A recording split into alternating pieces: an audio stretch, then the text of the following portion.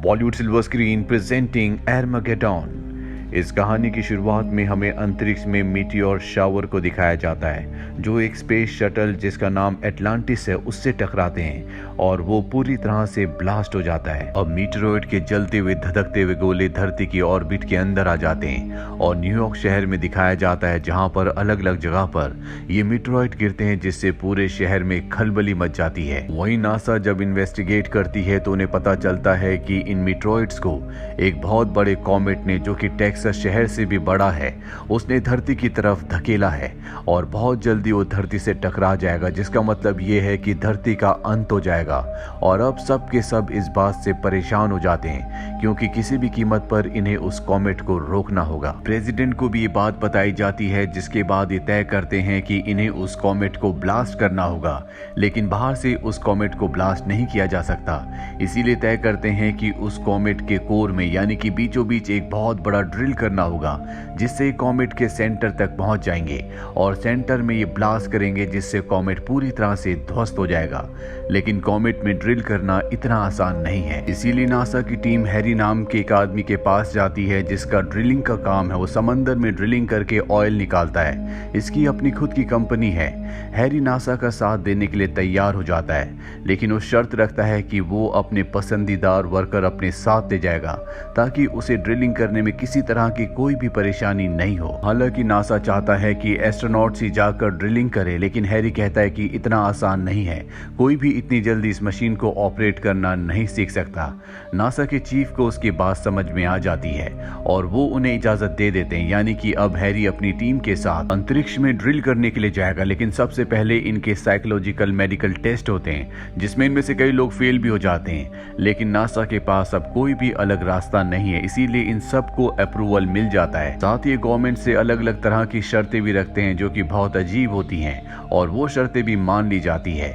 और अब 12 दिन की ट्रेनिंग के बाद हैरी अब अंतरिक्ष में अपनी टीम के साथ जाने के लिए तैयार है। वहीं दूसरी तरफ हमें सांघाई शहर में दिखाया जाता है जहां पर मीटियोर के कुछ और टुकड़े गिरते हैं जिससे पूरा का पूरा शहर तबाह हो जाता है।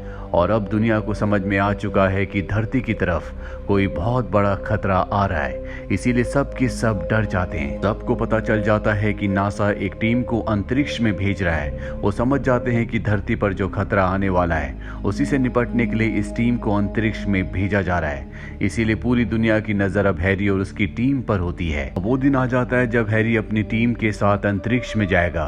इनके लिए 2 स्पेस शटल निकाले जाते हैं जिसमें से एक का नाम फ्रीडम और दूसरे का नाम इंडिपेंडेंस होता है। फ्रीडम शिप में ड्रिलिंग मशीन होती है जिसका नाम आर्मागेडन है जो हैरी और उसकी टीम ने खुद डिजाइन की है, जबकि इंडिपेंडेंस में होता है न्यूक्लियर बॉम्ब जिससे कॉमेट को ब्लास्ट करेंगे।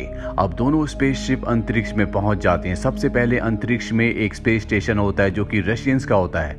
ये उसके साथ अपने स्पेस शिप्स को डॉक करते हैं यानी कि जोड़ देते हैं। दरअसल इन्हें अपने आगे के सफर के लिए फ्यूल की जरूरत है, इसीलिए इन्होंने यहाँ पर स्पेस स्टेशन के साथ डॉक किया होता है और अब ये अपने स्पेसशिप्स के अंदर फ्यूल को ट्रांसफर करना शुरू कर देते हैं। यहाँ पर एजे को ड्यूटी दी जाती है कि जब ये 2% हो जाए तो उसे बंद कर देना है और कुछ ही देर में फ्यूल 200% तक फुल हो जाता है। और अब जैसे एजे उसके हैंडल को नीचे करके उसे बंद करने की कोशिश करता है तो हैंडल टूटकर उसके हाथ में आ जाता है और फ्यूल लीक होना शुरू हो जाता है, जिस वजह से स्पेस स्टेशन में आग लगना शुरू हो जाती है। और अगर इन सबको अपनी जान बचानी है तो जल्द से जल्द इन्हें फ्रीडम और इंडिपेंडेंस दोनों स्पेसशिप को लेकर यहाँ से निकलना होगा। ब्लास्ट होने से पहले दोनों के दोनों स्पेसशिप लेकर यहाँ से निकल जाते हैं और अगले पल दिखाया जाता है कि रशियन स्पेस स्टेशन पूरी तरह से ब्लास्ट हो गया। अब ये कॉमेट को ध्वस्त करने के लिए अपने स्पेसशिप लेकर चांद तक पहुंच जाते हैं। ये चांद की दूसरी तरफ से जाते हैं जो कि बहुत ही खतरनाक होता है और जल्दी ये उस कॉमेट तक पहुंच जाते हैं जो कि बहुत विशाल है और इसी कॉमेट के अंदर इन्हें ड्रिल करके न्यूक्लियर बॉम्ब को फिट करना है ताकि ये उसे ब्लास्ट कर दें, जिसके बाद वो बड़े बड़े टुकड़ों में बट जाए जो अर्थ पर ना गिरकर अर्थ के आसपास से निकल जाए। लेकिन अब इनके स्पेसशिप के आसपास बड़ी बड़ी डेब्रिज यानी कि बड़े बड़े पत्थर उड़ रहे होते हैं जिस वजह से इन्हें बहुत प्रॉब्लम आ रही होती है। और तभी कुछ टुकड़े इंडिपेंडेंस स्पेसशिप से टकराते हैं जिस वजह से वो उस कॉमेट के ऊपर क्रैश हो जाता है। यहाँ पर पायलट के साथ और भी कुछ लोग मारे जाते हैं। एजे भी इसी स्पेसशिप में होता है और जब उसे होश आता है तो वो देखता है कि उसके कुछ साथी मारे जा चुके हैं जिस वजह से वो पूरी तरह से टूट जाता है।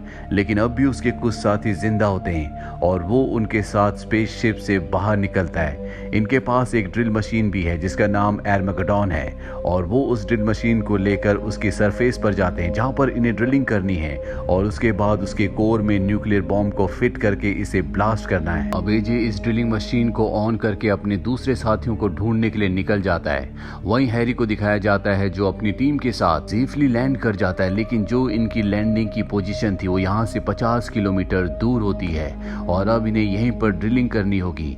और ये जो सरफेस होता है बहुत ज्यादा हार्ड होता है, पर अब इनके पास कोई भी ऑप्शन नहीं है, इसीलिए हैरी अपनी टीम के साथ यहाँ पर ड्रिल करना शुरू कर देता है। पर सतह इतनी ज्यादा हार्ड होती है कि इनकी एक ड्रिल टूट जाती है और जल्दी अगर इन्होंने गहरा ड्रिल नहीं किया तो धरती हमेशा के लिए खत्म हो जाएगी।